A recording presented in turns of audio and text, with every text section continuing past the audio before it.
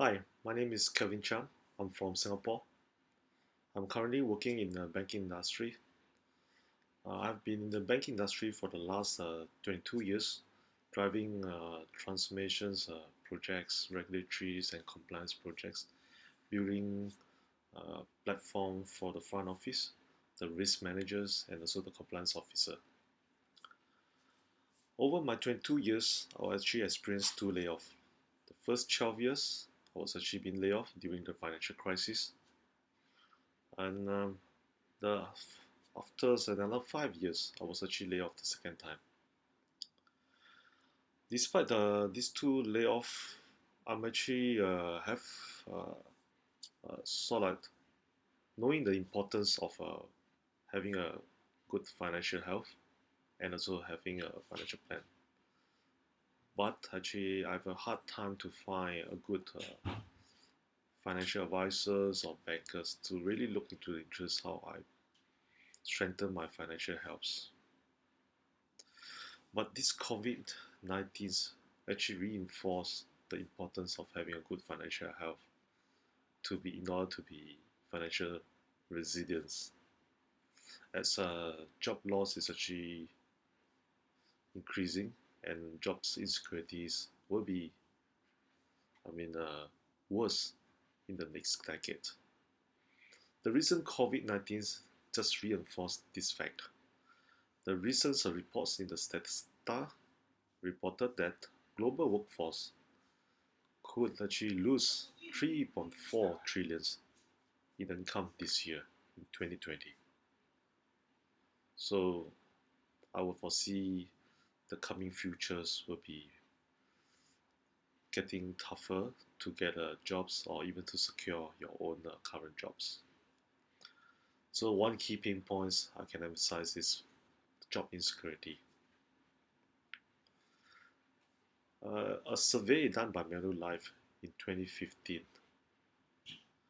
and 44% of the customers that who actually done the survey actually emphasized that financial security is their top concern. They feel financial insecurity probably is due to the prevalence of job loss and the accelerations of digital transformations. So another pain points that I can identify is actually financial security based on this survey. And these two problems, I was actually asking myself and also talking, having a chat or coffee chat, drove over the drinks with my friends and colleagues. All of us share these two pain points, but all of us also don't have a good experience with any financial advisor or bankers. In the medical field, you have the problems with your health. You go to the doctor. But how about in the financial world? If you have a financial health problem or financial situation, challenge, difficulties, who do you go to? You go to your independent financial advisor. Can they help you? You go to financial uh, bankers or insurance agents. Can they help you? I believe you know the answer. And the recent 2 years, we also have RoboAdvisor. But can they actually help you to stock take or diagnosis your financial health right now, and whether it's actually you have sufficient time to achieve your financial objective? No, I don't think so. The RoboAdvisor can help you. So, so what is the customer motivations? So the current pain points on jobs insecurity we translate to financial insecurities. No bankers and financial advisors will or currently will perform the financial health check first before they translate into a financial plans, and actually from the financial plans helps you to achieve your financial objective. Since you cannot find any humans that can help you, a lot of times we try to DIY or do it yourself. using an Excel spreadsheet. But that approach takes too much time. You rather spend your time with your loved ones or with your family, if you, or actually with your favorite hobbies. So, or sometimes you work through long hours, you feel too tired, and this take too much time using just Excel to actually to do your financial health check and financial plan. So that without a financial planning tools or financial help tools, there's no banker to help you. This would be the main customer motivation that can I identify. We translate the product which I envisions I can build to solve these two pain points: financial insecurities, and also obviously once we resolve this financial pain point, financial insecurity, I mean, it will actually address the job insecurity. You don't need a job if your financial health is good. You actually get the jobs just because you enjoy working for them. So that with that, I move on to what product I can actually develop or bring to the market. I envisions a next-gen RoboAdvisor. Since I can't actually get a human's advisor at all, it's easier to actually to perform or actually develops programs or next like and translate into a next-gen RoboAdvisor to provide a holistic, unbiased, goals-based financial advice for the customer life journey. This RoboAdvisor or the next-gen RoboAdvisor will focus on three main features, which can be in our MVP.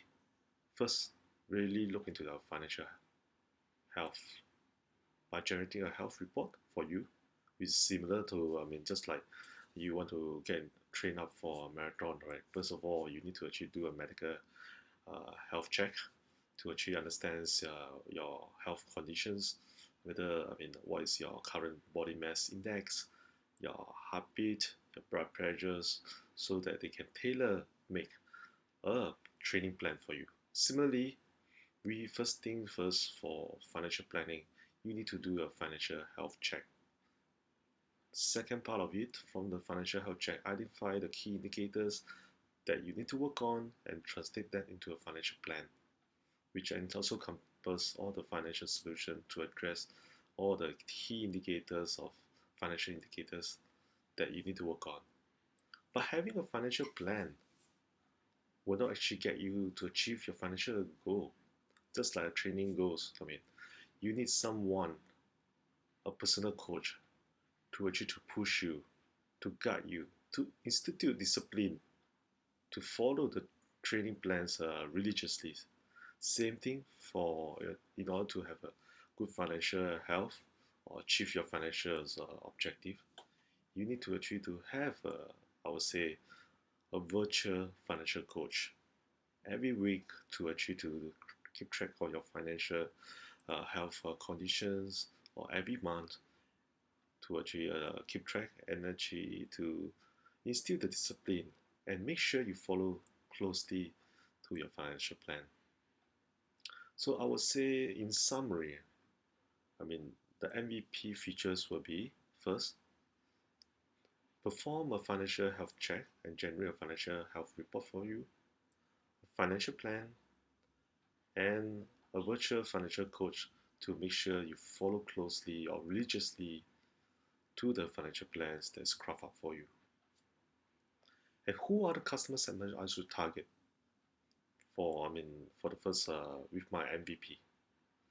I would target the mass affluent, the mid-lifer, in the age range from 40-49. Why this customer segment? Because this customer segment, I have another terminology for them, is a segment class. They are most probably having to support their young kids and also have to support their parents. But even those they are not actually married, they still actually need to sort of like having a higher financial commitments. So generally, in this age bracket, 40 to 49 years old, this group of people, the financial commitments is one. I mean, during this life stage is one of the highest financial commitment. At the same time, in terms of your shelf life, in terms of career or jobs, one, you are highly vulnerable to actually get laid off. Either you hold a high positions, you will be very high risk of getting laid off, or even in the mid managers positions, you will actually will be have a higher probability of getting laid off too, right? Because of your age, you're closing to close to 50 years old, and the younger generation can maybe perform the same task at a lower rate and also at a much full of energy fastest. So this customer segment or market segment is the most vulnerable and links back to the pain points of job insecurity and also on the financial insecurity. These two pain points is the highest key pain points that resonate for this customer segment group. So I will choose this as my MVS. I will move on to, the next one, the total available market, to actually just illustrate from a top level macro views point of views. This product and services is actually potentially targeting a multi-millions opportunities. Looking from the data I gather is actually more for a product perspective, but actually you still can, it will give me a good feel of what is the market potentials from an insurance, mortgage, and investments. If I really go by commissions in terms of revenues, selling the products through this platform, which I don't want to go to that directions, this can be easily be a multi-millions dollars opportunities that is achieved from the total availability market. But if I drill down to the beach head markets or the MBS, I would just target the mass affluent, the mid-lifer, the age bracket between 40 to 49 years old. So this is just illustrate that this is a multi-millions market opportunities. So how do I actually operate using this product and service? How do I actually uh, get the cash and provide what sort of values I provide to the customer that actually outlines the business model blueprint. If I'm going to actually to illustrate now, my customers, the first one I already mentioned, the MBCS. So they will actually be charged. Obviously, the MBS will not be charged. They are my pilots' customers. We will give complimentary health report to them because they help us to refine our product. So this group of customers will not be charged, but subsequently customers will be charged uh, potentially $20, $19.99, and potentially in these customer segments, there are 150,000 in Singapore. So potentially it's translating to a $3 million Sing dollar we're talking about. Yeah. Um, the next group of customers we can actually target is actually the independent financial advisors. This group of people um, currently using Excel to actually to help their customers. They don't have a system at all. This is actually a good platform for them to actually to engage their customer with the virtual financial coach, and they will pay us buy a subscription fee. So the another revenue channels will be subscription fees revenue channel for us. We can charge them $200, and there's about 20,000 advisors. If you just take a haircut of 50% of the advisors that sign up with us, it's potentially translated to 1 million. Yeah, it can go up all the way to 4 millions. And lastly, we would like to target the bankers, and we find that some of the banking products is actually relevant to the financial solutions, the financial plan that we craft up for our customers, we can actually tie up with the bankers to actually to provide these products for our customer from a very unbiased perspective. So the bankers can actually provide us the referral fee. So in a nutshell, these are the three groups of customers we want to target. As for the partners wise, it's mostly covers into three partners. They are non-profit uh, associations for the financial planners. That this we can actually educate the financial planners through the associations to showcase this particular product can help them in terms of financial management to and to work with their clients so that we can actually get more of their customer into this platform. And the local regulators has been, especially Monetary Authority of Singapore, they have been actually uh, want to shift, the financial advisory approach from a commission base, which is very product based, to a customer base, which is very unbiased financial advisory. But they actually failed to do that. I hope this platform can actually help the regulators to shift or to really realize their visions on that. So I will tie up with them, provide a private financial education seminars, webinars, using this platform actually to showcase how financial health check can be performed, financial plans can be crafted up, and the financial assistance or coach can actually institute to be disciplined according to the financial plan. And obviously, another one more group of partners is the Government Pensions Authority. In Singapore, we call it Central Pensions Fund. It's managed by the government. We can actually tie up with them and also to educate about financial planning for the public. And they can do a DIY financial health check and financial plans with themselves using our platform. So this will actually create a network effect. Uh, the next one, after going through the business plan, business models, the most important one is actually who should be in our core execution team. There's four aspects I'm looking to that, right? Authenticity is the culture, the expertise, and structure-wise. Authenticity of these products is generally to help people to achieve their financial securities, obviously.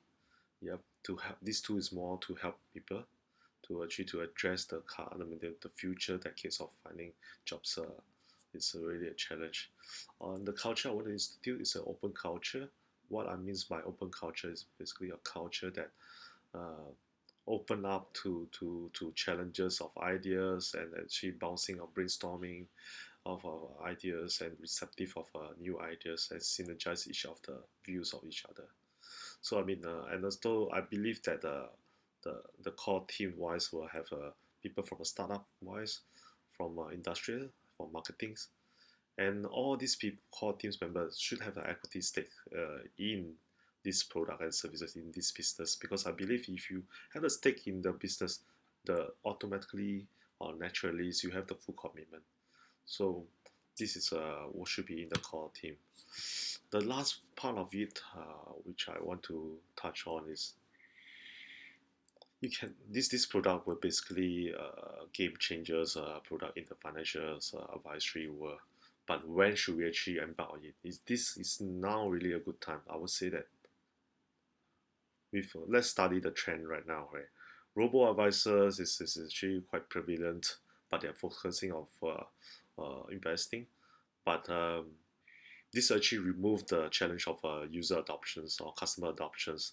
And with this COVID-19, it accelerated the whole digital transformations, which translate into high digital usage and people are more digital savvy. And the rising mass affluence populations in the developing countries like China, Indonesia, Vietnam, that is a good market opportunities. And layoff wise is also it's a blessing in disguise. People have redundancy package rather than you put inside your bank account wise, which is other than the low interest rate. I think they're looking for products that actually help them to secure their financial security. And people are working longer hours and still feel insecure. And in future, 50% of this group of people will control the asset. So, what do you think is a good time to launch this product business? I would say now is the time. And I would like to actually to invite you to join me for this uh, business journey. Thank you.